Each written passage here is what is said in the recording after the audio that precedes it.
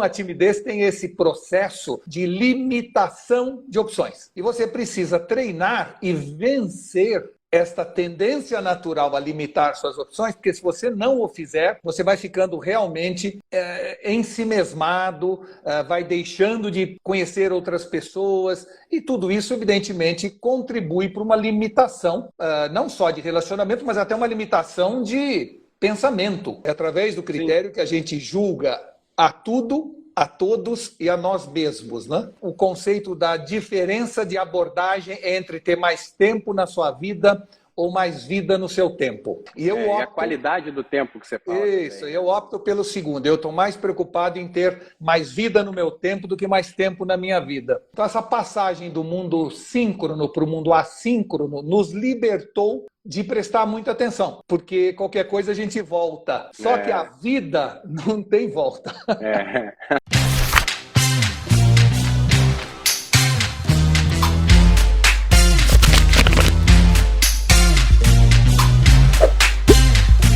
Aê! Boa noite. Tá bom, Duda? Tô ótimo. Muito bom te receber aqui mais uma vez. Obrigado. Honra. Prazer e a honra são minhas, Duda. Fique certo disso, querido. Eu me considero, mesmo que informalmente, um aluno seu, porque eu estou sempre te acompanhando aí nessa tua empreitada, nessa tua missão de estar sempre aprendendo, mantendo sempre a curiosidade, o entusiasmo e o otimismo, como você gosta de falar. É isso mesmo. E agora, recentemente, eu fui na sua palestra do lançamento do Vítimas do Critério. É isso mesmo, exato. Fiquei muito impressionado, porque é um volume de escolhas que a gente tem que fazer hoje em dia, né? Como manter um bom critério nesse volume gigantesco de escolhas?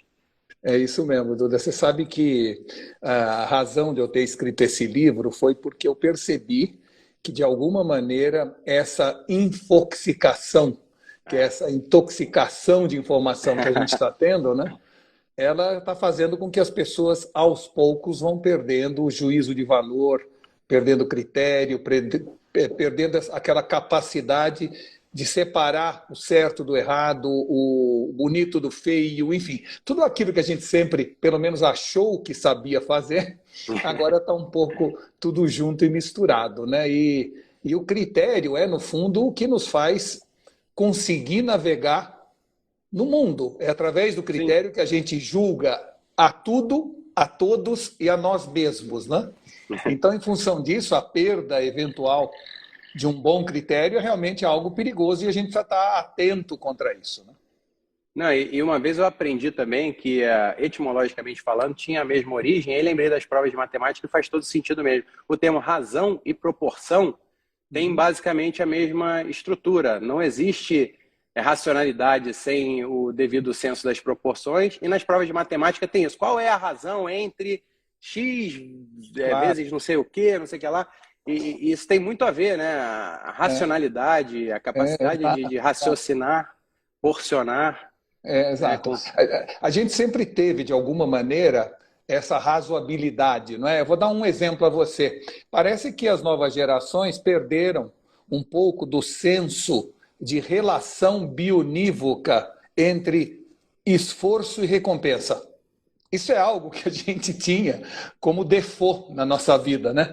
Ao maior esforço corresponde uma maior recompensa. E parece que essa capacidade de fazer essa ilação, essa relação entre esforço e recompensa foi perdida. Tem muita gente que acha que a coisa mais fácil do mundo é criar um aplicativo e ficar milionário. Ou né? Assim, existe hoje essa tendência. Pessoas que acham que fracassaram na vida porque fizeram 20 anos e ainda não estão ricas, né? Ou 25, ou 30. Exato. E estão frustradas por, em 3 meses, numa empresa ainda não terem sido promovidas. Enfim, essa falta de relação bionívoca entre esforço e recompensa é um dos exemplos dessa perda gradativa do critério. Mas o que mais afeta nossos critérios, eu diria a você, que são os vieses cognitivos, esses atalhos que o cérebro da gente, de alguma maneira, usa para encurtar caminhos e para facilitar decisões, não é? Porque o cérebro tenta sempre economizar energia, portanto, tudo que vem ao encontro das suas ideias, crenças e pensamentos é melhor. O cérebro prefere, porque não tem que pensar, reciclar ideias. E se a gente aliar isto, que a gente sempre teve, desde o homem das cavernas, esses vieses cognitivos que tentam encurtar caminhos, e a gente entender que nós estamos nesse momento assolado pelos algoritmos que buscam exatamente reforçar esses vieses de confirmação, então nós temos aí um prato cheio para um enorme problema de perda de critério. Ou seja, nós estamos num mundo hoje onde a narrativa tem mais credibilidade que a realidade. Onde antes os sábios tinham certezas e os imbecis tinham dúvidas. Agora inverteu, né? Então tá muito... Eu diria assim, eu não digo triste, eu digo tá muito preocupante. Triste não é porque eu acho que eu sou um otimista, tudo na vida dá-se um jeito, eu acho que tudo na vida é pendular, eu acho que essa perda gradativa dos critérios deve em algum momento retornar, mas nesse momento, esse conluio, esta, eu diria, aliança cega entre os vieses cognitivos que os nossos cérebros têm, aliado aos algoritmos que estão dominando a opinião, estão gerando essa perda do critério. E a gente não tem muito a cultura de buscar saber como funcionam os algoritmos das plataformas que a gente quer usar. E as plataformas são muito intuitivas. A tendência nossa é sair mexendo, é aquela coisa de ninguém ler manual. E principalmente com as redes sociais, o manual nem existe, né? A gente aceita tudo que aparece ali. Você aceita, né, vender a sua imagem, todos os seus dados para a empresa. Você só quer clicar logo para passar logo e começar a mexer na rede social, no aplicativo e tal.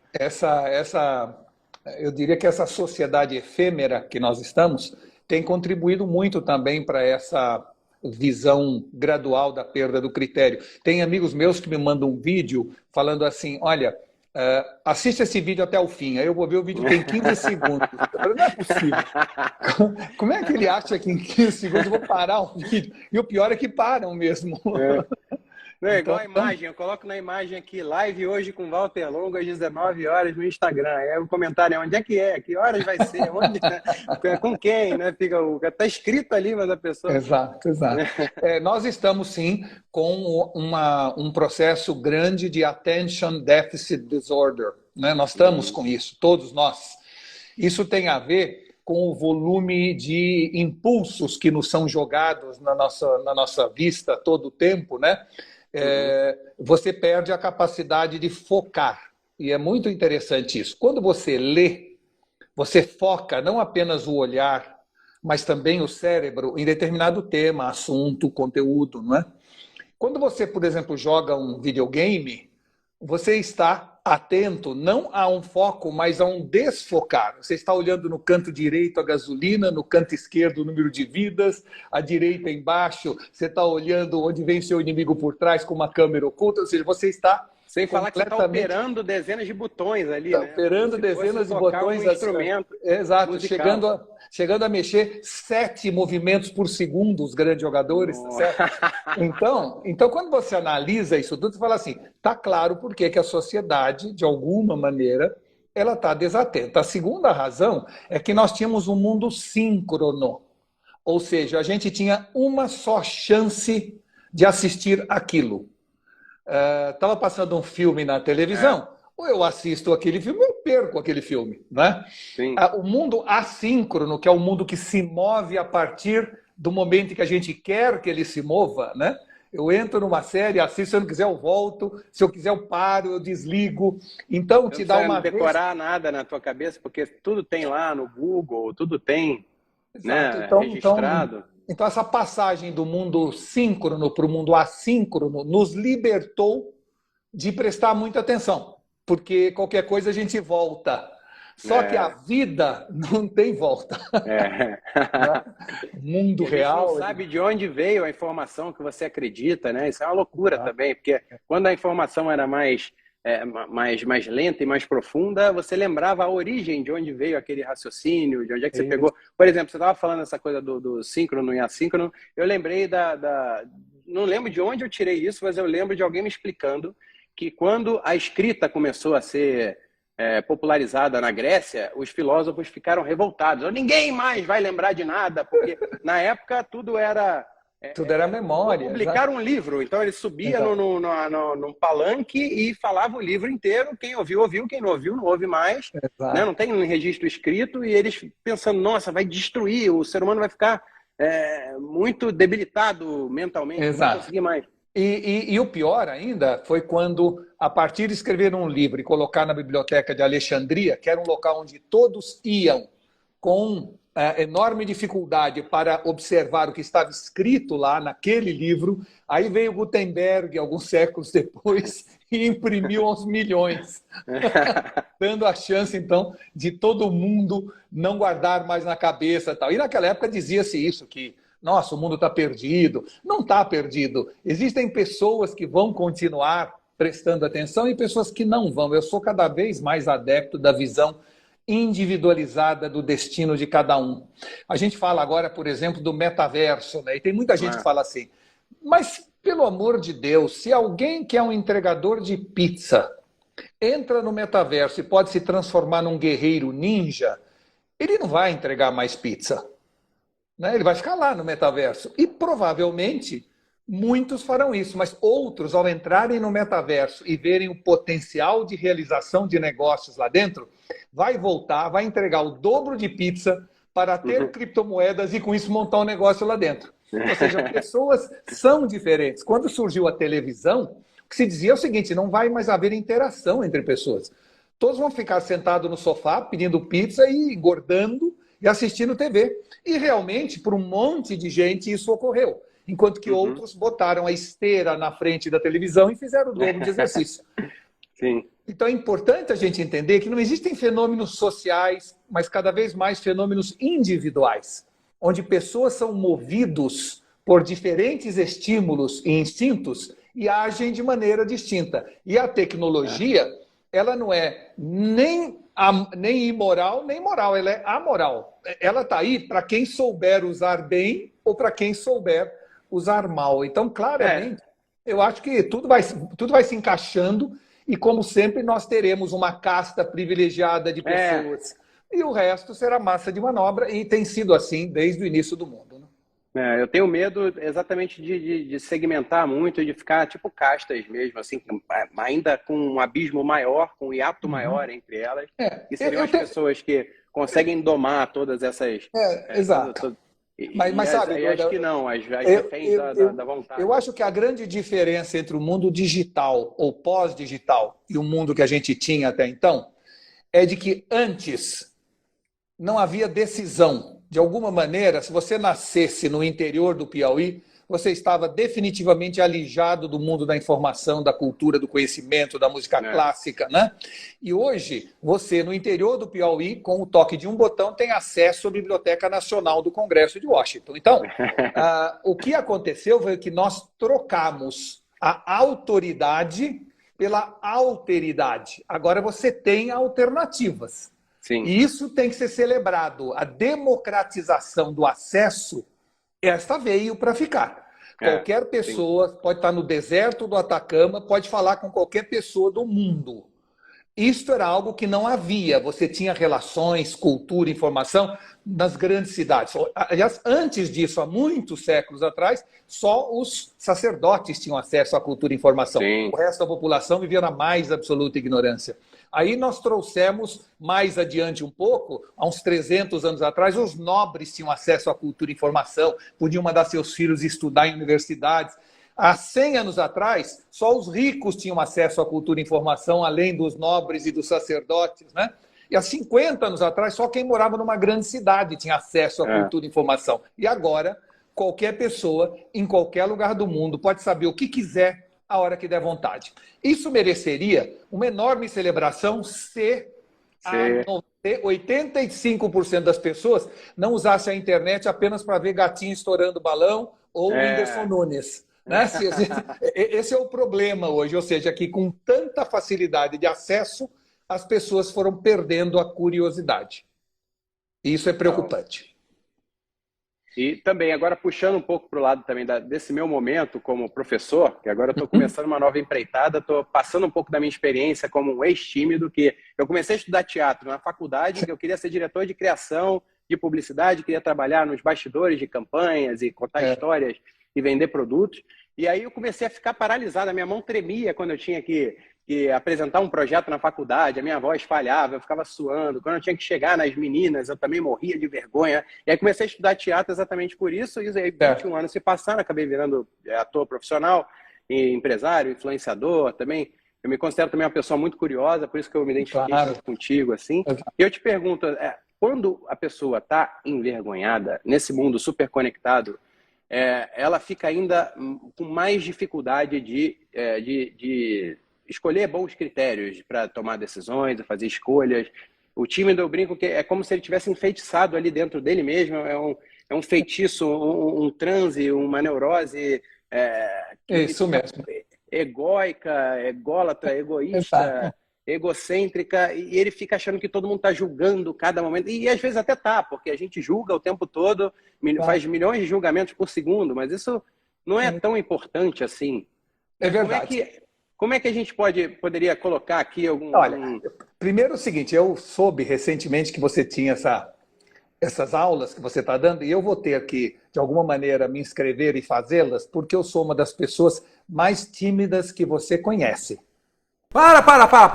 Você quer saber como perder a timidez no ambiente de trabalho, para você ficar mais cara de pau, mais confiante no seu ambiente de trabalho, conseguir emplacar melhor as suas ideias? Se inscreve na série Timidez Sob Controle, que está aqui no link na descrição, e vambora! Eu sou de uma timidez absoluta, não é? Tinha e continuo tendo ainda esse enorme, sei lá, mal-estar controlado cada vez que subo no palco, cada vez que dou uma palestra. Eu hoje sou uma pessoa treinada. Eu não perdi a timidez, eu domei a minha timidez. Né? Isso significa que pessoas não mudam? Não. Significa que pessoas não mudam, mas que elas podem encontrar um outro endereço que já existe dentro delas. E é isso, eu acredito, que você faz nesse seu curso, nessas suas aulas, né? Ou seja... a minha pegada é parecida, porque eu falo assim, você não é tímido, você está tímido. E por isso que eu coloquei, viva bem com a timidez. Exato. No sentido de que ela vai estar lá.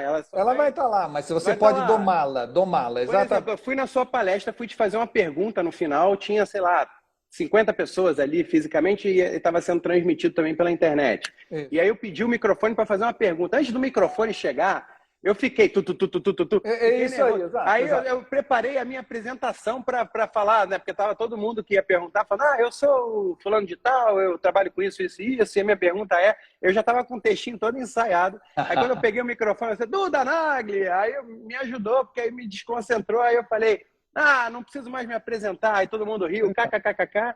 E aí acabei soltando a pergunta. Então, esse tipo de coisa a gente convive o tempo todo, né? A gente convive o tempo todo. O que eu posso te dizer é que tímidos têm menos opções. Ou seja, você restringe muito mais as opções que você tem. Seja pelo senso de ridículo exacerbado que a gente tem, porque a gente olha nos outros com uma maneira muito crítica, porque está vendo o que aconteceria se fôssemos nós naquela posição. Né? Isso nos limita a dançar, a explorar o corpo com muito mais facilidade do que a maioria das pessoas. Né? Isso faz com que a gente, ao entrar numa festa, acabe ficando um pouco intimidado pela presença das outras pessoas, com a sensação que está todo mundo olhando para você, quando não tem ninguém olhando para a gente. Né? Então, a timidez tem esse processo de limitação de opções. Né? E você precisa treinar e vencer esta tendência natural a limitar suas opções, porque se você não o fizer, você vai ficando realmente ensimesmado, vai deixando de conhecer outras pessoas, e tudo isso, evidentemente, contribui para uma limitação, não só de relacionamento, mas até uma limitação de pensamento, já que o mundo, Duda, é uma enorme fogueira. Desde que o mundo é mundo, a gente troca informação ao redor de uma fogueira, desde as cavernas até hoje, não é? E a internet se transformou na grande fogueira, onde nós podemos agora aqui estar ao redor da fogueira conversando, trocando ideia. Então, um tímido fala com menos pessoas, portanto tem menos ideias. Então, há uma correlação, sim, entre a timidez e a falta de repertório, porque você vai ficar mais tímido. Você poderia dizer, não, mas eu posso, ao ser tímido, ler de maneira sôfrega. Claro que pode. Você pode buscar outras ferramentas de conhecimento na falta do prazer do convívio pessoal. Pode. mas nada, eu diria, nos dá mais repertório do que o convívio pessoal. Porque as pessoas, às vezes, não têm conhecimento, mas têm sabedoria, outras têm sabedoria, mas não têm informação. Ou seja, o ser humano é muito rico, né? É muito múltiplo. Eu não posso dizer fulano é bom ou fulano é mau. Para mim é muito difícil definir pessoas com julgamentos peremptórios, porque pessoas são tão múltiplas, eles são um universo de possibilidades. Tem gente que é um crápula num segmento e um excelente pai em outra área da sua vida, tá certo? Você veja que Hitler fez tudo o que fez, mas adorava os cachorros e ficaria chateadíssimo se o seu cachorro tivesse doente, entende? Então, a gente tem que entender que a gente deve, evidentemente, julgar as pessoas pelo que elas fazem, mas claramente a gente tem que, às vezes, entender que indivíduo é um ser muito múltiplo e, portanto, dá para encontrar lados daquela pessoa que vale a pena conviver com ela ou aproveitar. Isso está até no cinema, na dramaturgia contemporânea, isso foi bem... se não me engano, a revolução começou com Soprano, com a série Sopranos, que conta a história da família do mafioso. E aí eu li aquele livro Tempos Difíceis, que ele pegou e analisou o Sopranos, o Mad Men, o Breaking Bad, e colocando exatamente isso que você falou, assim, de que... E isso está até na moda na dramaturgia, né? Hoje em dia, o personagem que é bonzinho demais, como era antigamente, preto no branco, o bonzinho era muito bom e o mal era muito mal. E agora misturou tudo. Então, é mais difícil ainda da gente fazer as leituras. É isso aí, exatamente. É mais difícil, mas há uma enorme liberdade. Eu acho que para o roteirista foi muito bom. Para o ator foi mais difícil, mas para o roteirista foi muito mais aberta a possibilidade dele mostrar outras facetas das pessoas. E cá entre nós é muito mais real. Pessoas têm diferentes lados, diferentes versões, diferentes visões. Eu já vi muita gente que dentro da empresa é uma pessoa, um líder absolutamente, um déspota esclarecido, cheio de braveza, e depois chega em casa e a mulher bate como... né? Exato. A gente tem esse lado. E às vezes muita gente demonstra de um lado até como defesa, e não como necessariamente índole. Então, eu acho espetacular você conviver com pessoas. E você sabe que essa visão de que pessoas têm lados muito diferentes me deu uma enorme capacidade de perdoar. Isso é uma coisa que muita gente até me critica. Fala, Walter, como é que você, depois daquele cara te sacanear tanto, você continua conversando com ele ou continua ajudando ele? Não é? E aí eu digo assim, primeiro, eu não sei se ele queria fazer isso ou não. Né? Segundo, ele pode ter feito isso como um mecanismo de autodefesa e não por maldade. Não é? Terceiro, a gente julga aos outros pelas suas ações e a nós mesmos pelas nossas intenções. Então, eu não sei se necessariamente era a intenção dele ou não. Então, deixa para lá, vamos em frente, entendeu? E é claro que ao pensar assim e saber perdoar, a própria religião já diz, é muito melhor na sua vida do que você ficar riscando pessoas do seu caderninho, entendeu?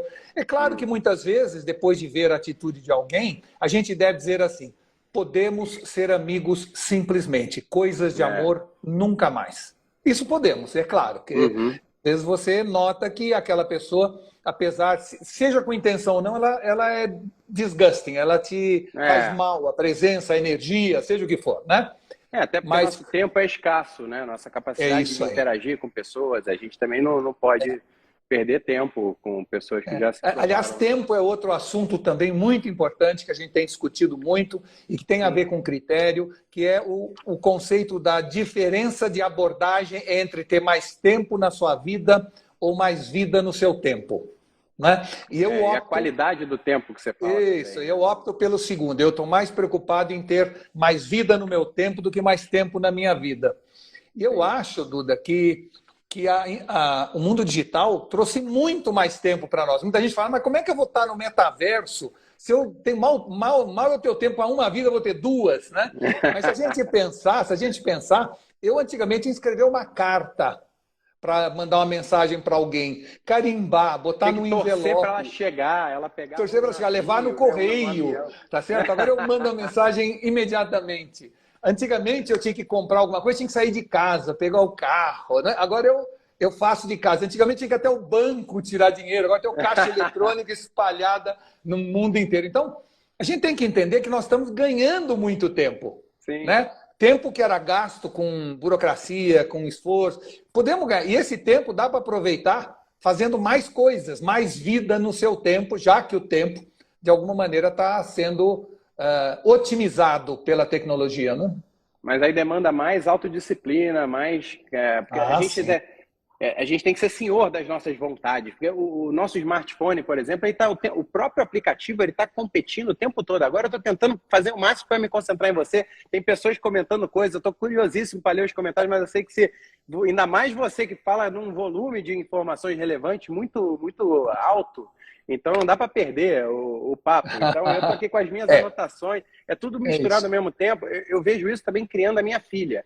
Eu estou agora, a minha filha vai fazer 4 anos, agora ela ganhou um tablet por recomendação da escola. Então, na escola, a gente tem que colocar um tablet para ela aprender a mexer dentro da escola. E está tudo competindo pela nossa atenção ali. Todos os aplicativos estão competindo entre eles. O próprio sistema operacional ali também está competindo com os aplicativos. Exato. A tecnologia te deu 2 esposas. Agora, além da Sabrina, tem a Satiko. É isso? Você é a avatar híbrida da Sabrina. E eu finalmente vou lançar o meu vai estar em breve. Vai lançar também, ótimo. Então, dia 19, né? Dia 19 vai sair o Ed. Eu também não posso falar muito sobre ele, porque ainda não está. Então. A gente vai fazer uma contagem regressiva, vai fazer um charme ali.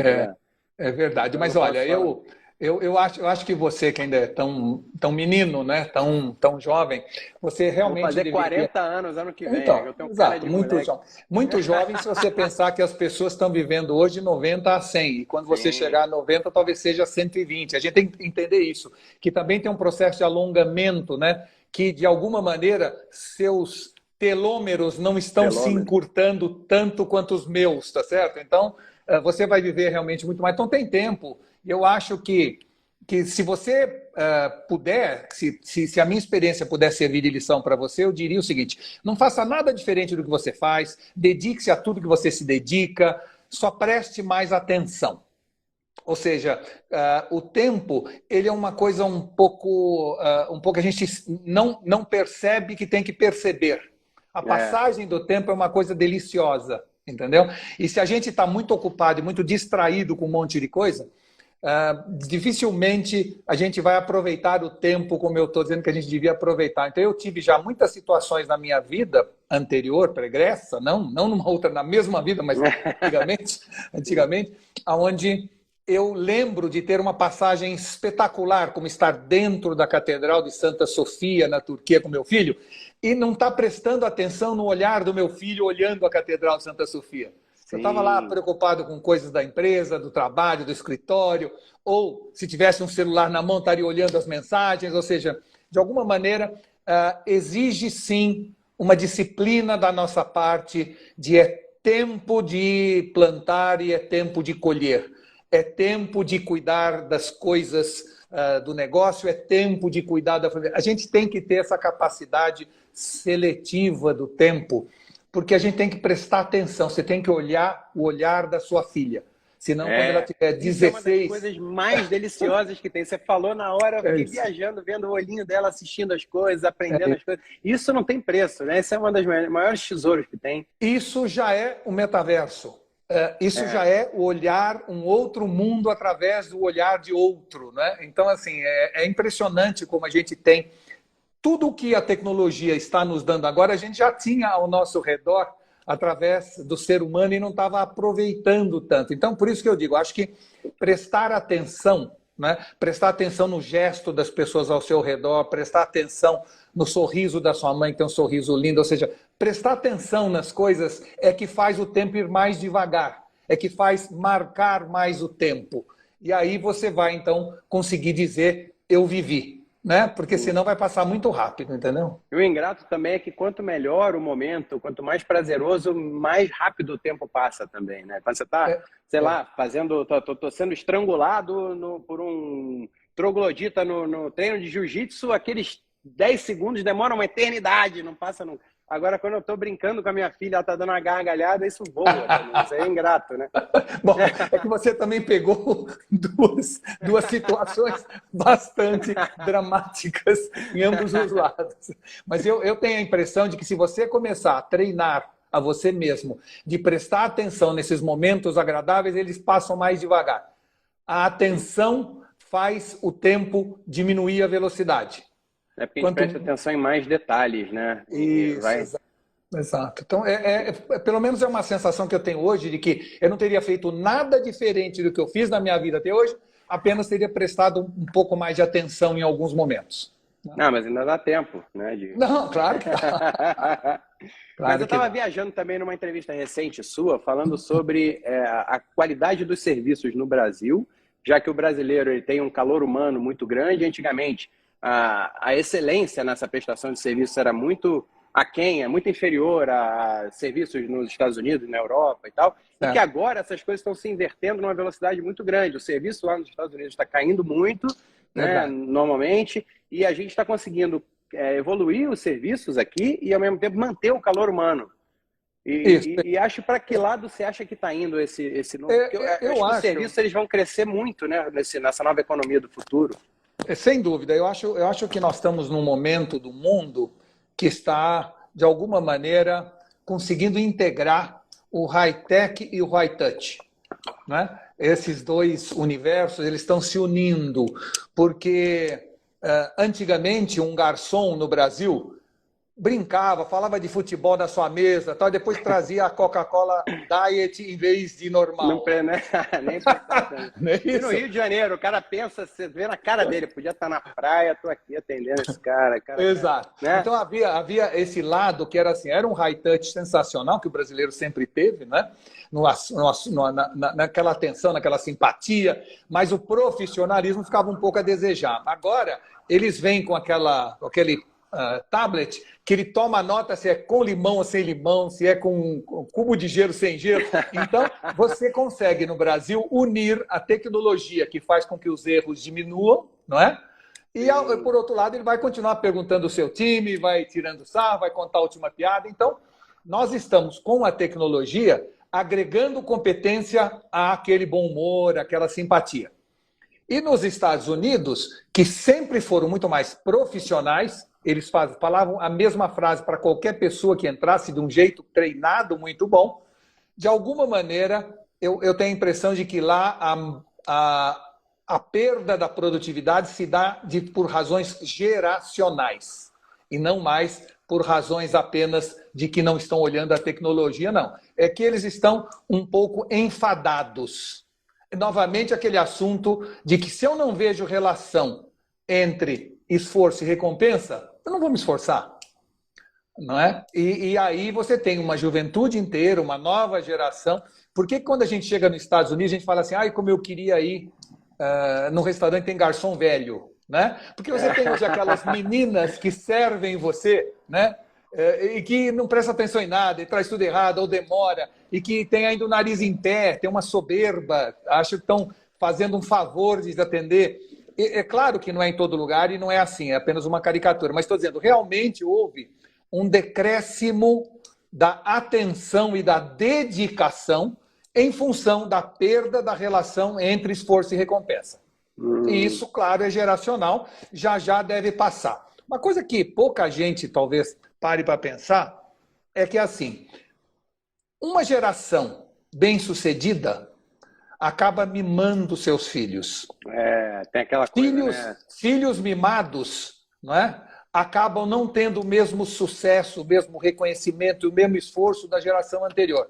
Por isso acabam não sendo vencedores como a geração anterior. Por isso não mimam seus filhos, que estarão se esforçando muito mais para terem ou serem alguma coisa. Então, pai loser, filho winner, pai winner, filho loser.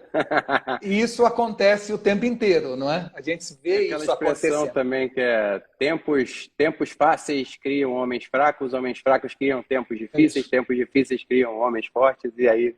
É isso, é o ciclo. Por isso que eu digo que é apenas uma questão de em que geração você caiu, qual foi a sorte ou o azar. E às vezes não é só geração, não. Você pega, por exemplo, os millennials na China neste momento, Estão loucos para comprar roupa de grife, para viajar primeira classe, para comprar carro do ano, enquanto que no Ocidente os milênios estão a fim de ser e não ter, estão mais preocupados com com o fim do mundo que com o fim do mês, porque alguém já cuidou do fim do mês deles, né? Estão dispostos a mudar o mundo, mas com preguiça de arrumar o quarto. Por quê? Porque alguém arruma o quarto para eles. Então, esta geração aqui teve uma geração X bem-sucedida que lhe deu essa perda de sensação de esforço e recompensa. Na China, por outro lado, os pais dos milênios passaram fome. E em função da rapidez da evolução da economia, eles agora querem consumir e comprar tudo. Então, a mesma idade em locais distintos tem diferentes ambições. Para. Você quer saber como perder a timidez no ambiente de trabalho, para você ficar mais cara de pau, mais confiante no seu ambiente de trabalho, conseguir emplacar melhor as suas ideias? Se inscreve na série Timidez Sob Controle, que está aqui no link na descrição, e vambora! Total. Mas o sistema de lá também, da China, é uma coisa muito... É difícil entrar nisso sem entrar em polêmica, mas o sistema lá não é muito, digamos assim... aberto às demandas da população. Eles têm uma menos liberdade para escolher o que consumir e é muito dirigida a economia de lá. Isso aí também deve deixar eles mais, assim, tipo, dentro do que eles podem consumir também é o que deve ser. Olha, eles se sentem mais... Eu diria que não, porque lá, longe de ser uma visão comunista, é quase que um capitalismo de Estado, né? Ou seja, onde todas as empresas podem crescer, mas tem que ter como sócio o Estado, o governo.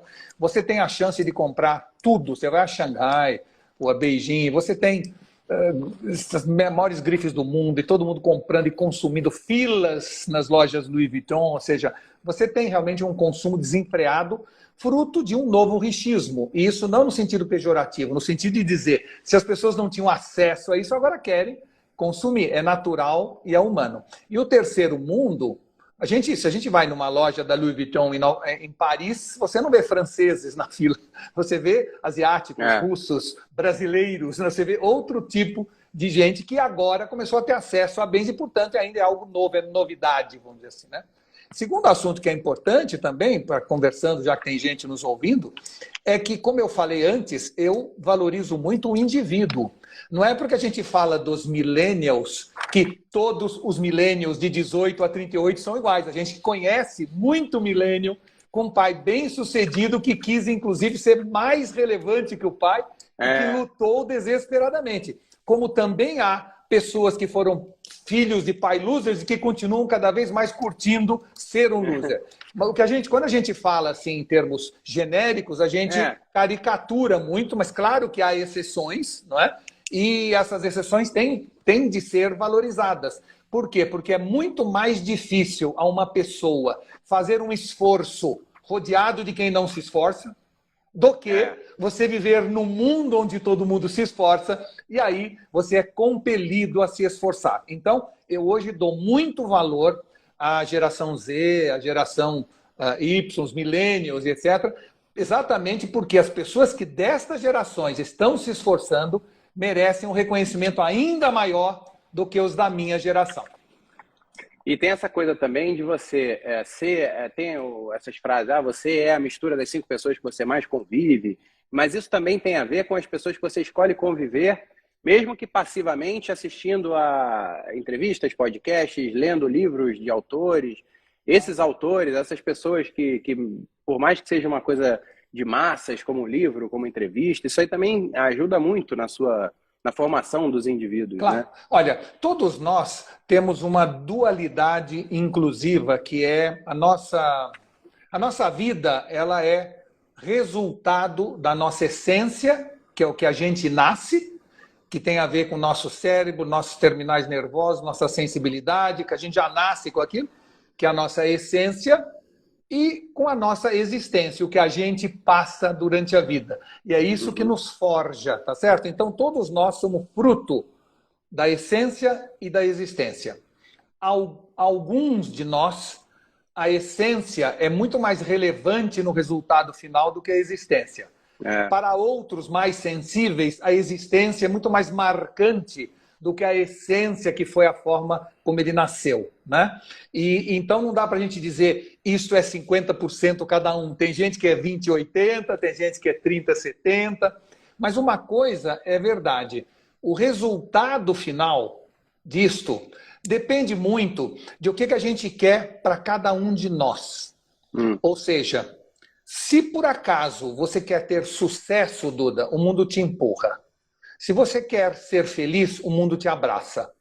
E esta é uma decisão muito importante da gente fazer. O que a gente quer? Provavelmente, se eu quero ser feliz e o mundo me abraça, e eu vou em busca dessa felicidade, provavelmente eu vou me sentir bem-sucedido lá na frente. E a recíproca também é verdadeira. Se eu vou em busca do sucesso e faço isso com muita obstinação, provavelmente eu vou chegar lá e, como eu queria ter sucesso, eu vou ser uma pessoa feliz. Então, provavelmente, nós vamos chegar tanto na felicidade quanto no sucesso. Mas o que me move é algo que a gente tem que saber desde o início e tem a ver com aquela famosa frase, conhece a ti mesmo. Nós temos que entender o que mexe conosco. Ou seja, se nós somos de propósito ou sem querer. E temos que entender aquilo que nos move. Em cima disso é que a gente vai construir a nossa vida. Outra coisa importante é que Schopenhauer diz para a gente o seguinte, Deus dá as cartas e a gente joga. Acabando então com essa sensação do destino ou do livre-arbítrio. Não são forças adversativas, são as duas juntas. Você pode nascer num palácio ou numa favela, você pode nascer mais ou menos inteligente, você pode nascer mais ou menos com dificuldade de mobilidade, você pode nascer mais rico e mais pobre, pode nascer mais bonito e mais feio. Isto são as cartas que Deus nos deu. E aí a gente começa a jogar. A gente pode jogar bem e suplantar uma mão ruim, ou ao contrário, tem gente que hoje está sujando canastra limpa, certo? Porque recebeu uma mão ótima, né? E enfia um coringa no meio de uma canastra limpa. Então, que tem a ver também com essa coisa da herança, do talento. O talento pode ser uma maldição, você pode ficar encostado. Ao mesmo tempo, você que tá... Eu não imaginava que você era tímido, isso foi uma surpresa. Eu te chamei mais porque pela ótica do mercado, do comportamento, você é um grande estudioso do comportamento, e então isso veio como um brinde aqui para a live. Mas isso provavelmente, o fato de você ser tímido e o fato de você já ter se sentido desconfortável várias vezes para falar em público, te forçou, né, te colocou ali para se preparar muito mais antes das suas apresentações. Né? Que é a coisa de usar a ansiedade e o sofrimento como um combustível para você. É isso mesmo, exato. Eu sou uma pessoa muito mais esforçada porque meu talento não é natural, entendeu? Eu não sou uma pessoa naturalmente eloquente, então eu tive que treinar eloquência, né? E isso exige um esforço maior, sem dúvida. Por outro lado, eu estando preparado, sabendo o que eu vou apresentar, tendo controle da situação, tendo testado o computador 20 vezes, tendo visto se o projetor está falando com a tela, eu consigo prestar atenção e vencer a minha timidez ao invés de estar preocupado com outras coisas. Então, eu fui uma criança que nunca larguei uma mão sem segurar a outra, eu nunca caí na minha vida. Não é? Eu sempre fui uma pessoa muito precavida, sempre pensei que a vida precisa ter sempre algum backup. Se você olhar a minha pasta, ela tem 4 ou 5 passador de slide. Tem 4 ou 5 adaptadores do Mac, entendeu? Porque eu exagero nessa segurança. Quem tem um, não tem nenhum. Isso, a lógica do macaco. O macaco está sempre com 2 membros segurando no galho. Por isso que ele nunca cai. Quando ele nunca rabo e a pata é outra. Porque não é que ele nunca cai, é que os que caíram não voltaram para contar a história. É isso mesmo. Mas então nós estamos nesse momento do mundo com um volume muito grande de decisões. E isso, claro, assola muito. Nós não percebemos, mas nós estamos, em relação à década de 80, decidindo 2.500% mais do que na década de 80, né? E claro que quanto mais decisão, mais chance você tem de errar. É natural. Ou seja, se você atravessar a rua 1 milhão de vezes, tem mais chance de ser atropelado que se atravessar 1000 vezes, né? Então, por mais que a gente preste atenção, o volume de decisões está cada vez maior em tudo que a gente faz. Eu me lembro que meus pais tinham uma roupa de sair, uma roupa para ir na missa, uma roupa para viajar. Havia trajes que a sociedade definia, né? Mas isso você não pode falar, não, porque você está sempre com a mesma camisa preta. Exato, exato. Não, é Foi por isso. Que você usou esse critério para você? Exato. Eu na verdade... Isso eu vou padronizar e não vou mais na verdade, a razão de eu usar roupa preta foi uma razão de estresse. Eu tive um período na minha vida que eu viajava 20 dias por mês. E aí eu tinha sempre aquela dificuldade, o que eu uso, que roupa que combina com o quê, que sapato marrom, sapato preto, calça de uma cor, combina com o cinto. Aí eu falei, quer saber de uma coisa? Eu descobri que o estresse, ele realmente envenena a pessoa, né? Ele vai gerando radicais livres e os radicais livres vão, de alguma maneira, consumindo você, encurtando seus telômeros na ponta do cromossoma. E dentro disso eu falei, se eu me vestir só de preto, mas não é apenas de preto. Eu não sei se você já prestou atenção, mas eu uso só calça jeans Levi's, 501, 36 por 32 e camisa Calvin Klein, só. Eu tenho 30 camisas Calvin Klein e 20 calças, é isso.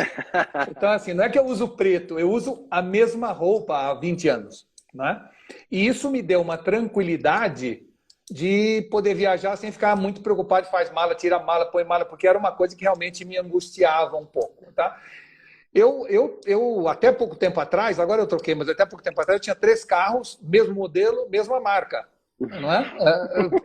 A minha mulher achava que era louco, a Cris achava que era louco varrido, porque quando eu viajava... Então, quando eu viajava, eu alugava o mesmo carro. Porque eu não queria. Pensar, né? Isso, não ter que pensar onde é que é o kit multimídia, onde é que lado que enche a gasolina, entendeu? Eu queria ter o comfort level. Eu acho que você é tão mais criativo, ou tem a sua mente tão mais solta, quanto mais você não se preocupa com esses detalhes operacionais da sua vida. Sobra tempo mental para você ter um insight, para você estudar, para você pensar, gerar ideias. E ideia é que nem gato, e não como cachorro, vem quando ela quer, e não quando você chama. Então não adianta você falar, vou ter uma ideia. Só que quanto mais você dá espaço para pensar e se despreocupar do cotidiano, mais ideias surgem, não é? Se você tiver 20 gatos na sala, provavelmente chamando vem 2 ou 3. Se tiver só 2, você pode ficar sem gato perto de você. Então eu acredito muito nisso e por isso eu comecei a ter uma vida cada vez mais, eu diria, espartana no plano físico para poder usufruir desse plano mental. Mas chega a ser minimalista ou também não tanto? Porque é até um conceito muito grande agora também do minimalismo, isso, da pessoa ter. Não chego a ser minimalista. O que eu sei é que eu sou um adepto da função e não da forma. Ah, eu também.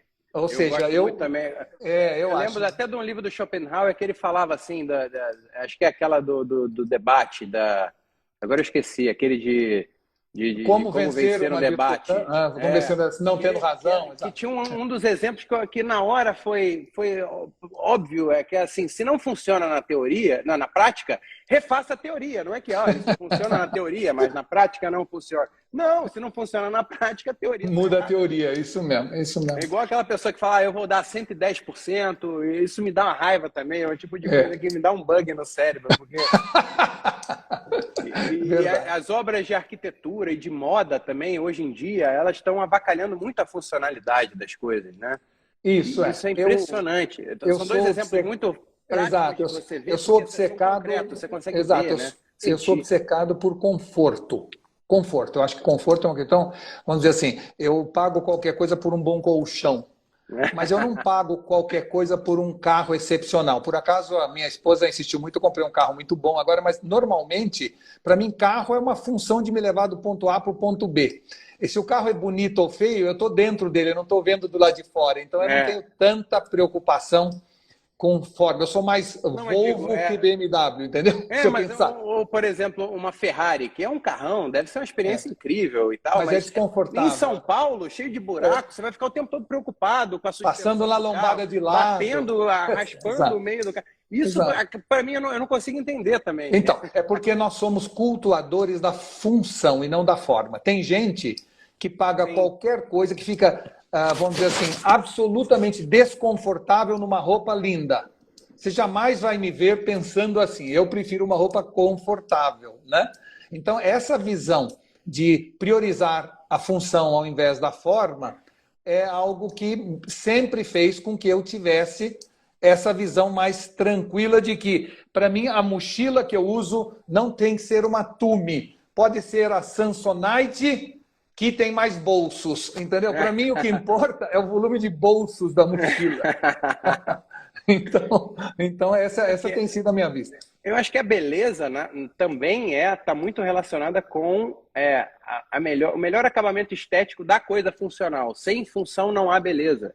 Né? Porque parece que é bonito, mas não é. Né? Teoricamente sim, mas eu vejo, às vezes, uma cadeira espetacularmente linda, que eu me apaixono por ela, e eu sento e falo, é linda, mas não para minha casa. Porque... eu estou numa cadeira bonita que tem 3 pernas, e a minha mãe já caiu por causa dessa cadeira aqui de casa. Exato. E aí isso me dá uma raiva, porque já chegou-se ao longo das gerações que uma cadeira com 4 pernas ela é segura e ela é isso mesmo. Ok. Então, para que, né, querer revolucionar? Esse tipo de coisa me irrita muito. Como tem muitos edifícios ou condomínios que você tropeça na arquitetura, que é uma arquitetura linda, mas não é funcional, né? Então, enfim, tem tudo isso. Mas no fundo, o que eu quero dizer é o seguinte: eu acredito que a vida é muito curta para a gente perder não estando confortável. Entenda confortável no sentido mais amplo.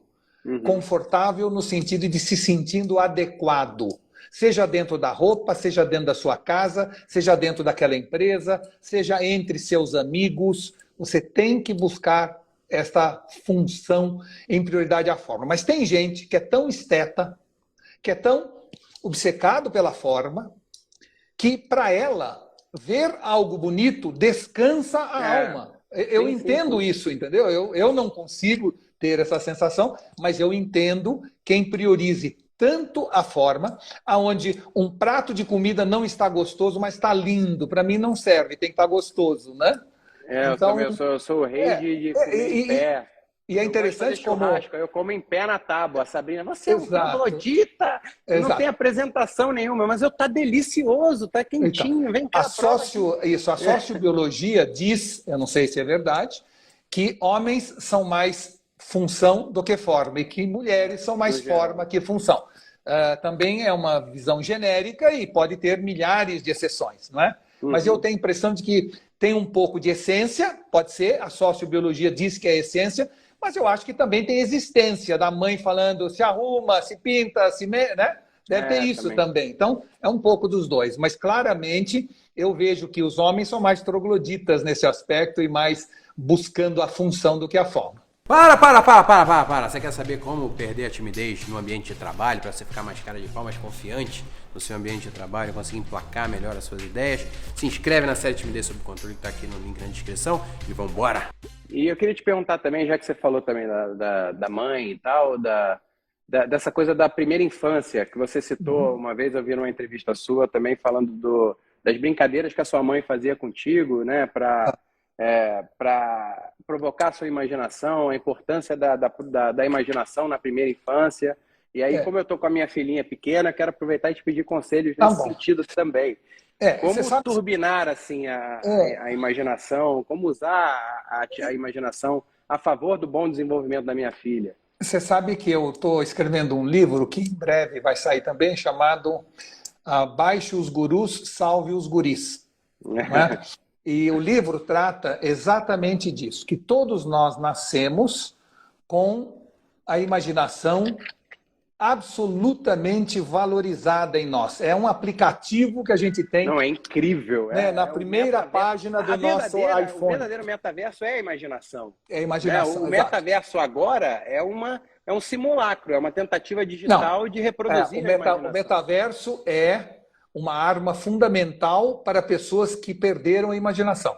É isso mesmo, porque, teoricamente, se você tem imaginação, eu posso dizer que hoje à noite eu vou jantar com a Cleópatra. Né? E vou. Eu posso viajar no espaço e no tempo e imaginar. Então a gente nasce, todo mundo nasce com essa imaginação, como se fosse assim um aplicativo na primeira página do iPhone da nossa vida. E a criança fala, tá, então agora eu sou a Cleópatra. E aí vai dizer pra Zoe que ela não é a Cleópatra. Exatamente. Então, isso é muito bom. E aí a educação formal, por melhor que seja a escola, vai derrubando um pouco essa possibilidade de imaginar. Né? Vai destruindo ou, no mínimo, não atualizando este aplicativo da imaginação. Até que você chega na vida adulta, onde a racionalidade impera e aonde, teoricamente, você usa a imaginação muito menos. E quando você chega na terceira idade, que é o momento onde a imaginação seria ainda mais fundamental, a gente já não tem ela está completamente em desuso dentro do iPhone da nossa vida. Então, eu acho que nós precisaríamos cada vez mais deixar de ouvir os gurus e passar a ouvir os guris, ou seja, voltar a ser criança. E por que eu digo isso? Porque os gurus estão nos ensinando a ser cada vez mais produtivo e eficiente. E esta é uma missão da inteligência artificial daqui para frente, não mais do ser humano. O ser humano não está mais no planeta para produzir e para ser eficiente, e sim para sonhar, criar, imaginar. Se jogar de maneira entusiasmada no desconhecido, como faziam os grandes navegadores sem saber onde iam parar. Ter sede de conhecimento. Então, se em 1969 o homem tivesse... nós chegamos na Lua em 69, e naquela época já existisse a inteligência artificial, nós teríamos chegado à Lua mais rápido, com mais segurança e mais barato. Mas nenhuma inteligência artificial teria imaginado ir à Lua ou sonhado ir à Lua. Isso ou talvez tivesse cortado as asas, né? Não faz sentido, não tem justificativa. Não faz sentido, não há vantagem econômica ou vantagem... Vai ser muito caro. Então, exato. Então, se você busca eficiência, eu diria, até hoje nós precisamos buscar eficiência porque nós precisamos produzir, porque não havia a robotização, não havia inteligência artificial e cabia uma escassez exacerbada. Tudo isso. No mundo da abundância, nós vamos ter que ser cada vez mais imaginativos, criativos, sonhadores. É quase que um retorno da imaginação a uma valorização que ficou esquecida no século da ciência, da racionalidade. E o que é interessante é que a gente acha que imaginação está ligada às artes. Está ligado à pintura, está ligado, né, a escrever um livro. Não. A imaginação é a base da ciência. Primeiro você imagina, depois você comprova. A imaginação está na base de tudo. Tudo parte da imaginação. Mas a gente foi perdendo essa capacidade de pensar, imaginar, de perguntar por que não. Sempre a pergunta é por quê, o quê e quando. A gente tem perguntado pouco por que não, não é? E, de certa maneira, a educação formal... ela nos obrigou a ir deixando de lado a imaginação. Por quê? Porque a educação formal, numa época onde todos nós éramos um grupo, eu estudo baseado na idade. Dentro daquela classe tem gente muito diferente, mas todo mundo tem o mesmo tratamento, as pessoas são iguais. Então, nós somos preparados na escola como no tempo da Revolução Industrial. Se você olhar, uma escola, uma prisão e uma fábrica tem o mesmo jeitão. É um muro alto em volta... é um bando de criança de uniforme, poderia ser adulto de uniforme, aí vai todo mundo para um lugar, de repente toca a sirene, vai todo mundo para o pátio tomar sol. Pensa se não é exatamente uma autoridade centralizada e, principalmente, regras rígidas. Na escola, você tem o gabarito, Duda. O gabarito. A professora faz uma prova de matemática para uma criança e fala assim... um trabalhador faz um muro em 6 horas. Quantas horas precisa para 2 trabalhadores?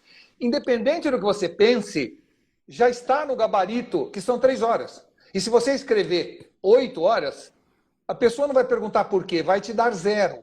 Quando, na verdade, se você perguntar para a criança, por que você pôs 8 horas em vez de 6? Porque os dois vão ficar conversando vão ficar e vão se distrair. Tá certo?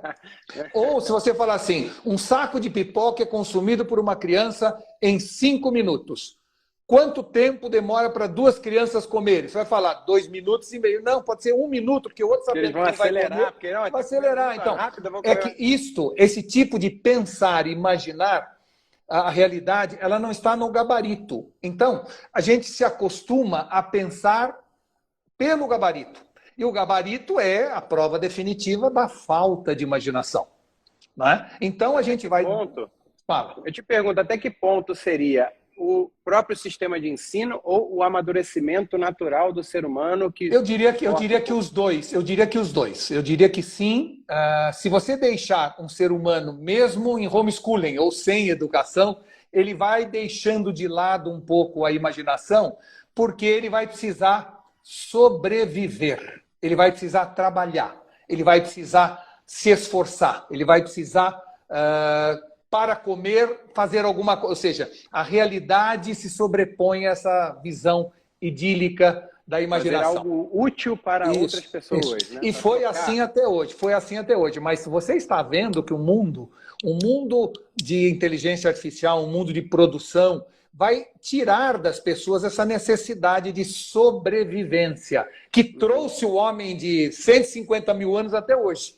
É muito recente a saída da sobrevivência nossa, não é? Então, é muito... E veja, e de uma casta privilegiada, porque 80% da população no mundo ainda está lutando pela sobrevivência. Então, se você tem que bater um bolo ou assentar um azulejo, não dá tempo muito de você imaginar, sonhar. Então, a vida dura, sem dúvida, vai limitando a imaginação. Mas aí você vê exemplos de quando você cultua a imaginação no filme A Vida é Bela, onde dentro de um campo de concentração, o pai conseguiu fazer com que a criança, o filho dele, não percebesse que ele estava num campo de concentração, por ajudar a criança a imaginar aquilo tudo de uma outra forma. Então, eu acho que a imaginação, quando nós fomos expulsos do paraíso, Deus nos expulsou, mas falou, eu vou deixar com eles lá um Easter egg do paraíso, para que eles usem se quiserem, quase como um prêmio de consolação depois da expulsão. Se a gente conseguisse imaginar partes desse paraíso, né? É isso, exato. E a gente recebeu esse Easter egg, todo mundo nasce com esse Easter egg embutido e depois vai deixando de usá-lo, de acreditar nele, etc. Então eu acho a imaginação algo fundamental, tenho feito um esforço muito grande para, de certa maneira, discutir muito com escolas, com professores, no sentido de como é que eu faço a imaginação fazer parte do currículo das pessoas. Tenho visto trabalhos fabulosos. Existe no México uma secretaria de Estado, na cidade do México, a Secretaria da Imaginação, uma secretária de Estado que está preocupada com a imaginação infantil. Tenho visto experiências como Goals for Dallas, que eu participei na década de 80, onde Dallas, de repente, perguntou para a sua população, e se? Vamos pensar, o que você gostaria que esta cidade tivesse e nós vamos depois viabilizar tudo isso. Então, a gente vê no mundo já uma visão de que é fundamental trazer a imaginação de volta e eu estou otimista de que a gente vai conseguir fazer isso porque esse software já está dentro, já vem embutido no hardware do ser humano. É só a gente deixar ele aflorar. Aflorar. E dar uma atualizada constante. Dar uma atualizada, isso mesmo. Muito obrigado, Walter. Se depender de mim, eu vou ficar conversando contigo, a gente nem chegou na metade ainda, mas eu sei que você deve estar com fazemos outra vez, me convida de novo que a gente volta, tá bom? Maravilha. Muito obrigado por tudo. Obrigado a você. É um prazer sempre conversar contigo. E eu vou colocar também essa live no YouTube e no Facebook, então vocês vão ter uma forma mais confortável de assistir, eu considero mais confortável. Eu estou adepto do 2x, tudo que eu vejo eu boto na velocidade 2. E aí eu fico mais até envolvido, porque acho que dá menos brecha para o meu cérebro se distrair. E eu uso uns fones muito poderosos, assim, aqueles grandões assim, de estúdio. Então eu fico ali... Eu estou na academia, por exemplo, eu estou no Uber, estou andando na rua, as pessoas acham que eu estou ouvindo música, um hip hop, uma música eletrônica. Eu estou ouvindo uma entrevista, um podcast, uma aula, um podcast no 2x. Muito legal. Muito útil. Mas você sendo uma pessoa curiosa como você tá ficando um ser humano espetacular, viu? E a sua mãe está de parabéns e tem um filho tão valioso como você, viu, Duda? Parabéns a você. Muito obrigado. Fiquem com Deus e espero o próximo convite para a gente continuar essa conversa, tá bom? Sim. Fique com Deus também. Muito obrigado por tudo. Muito obrigado a Obrigado. todos que estão nos assistindo aqui e até a próxima. Tchau. Valeu.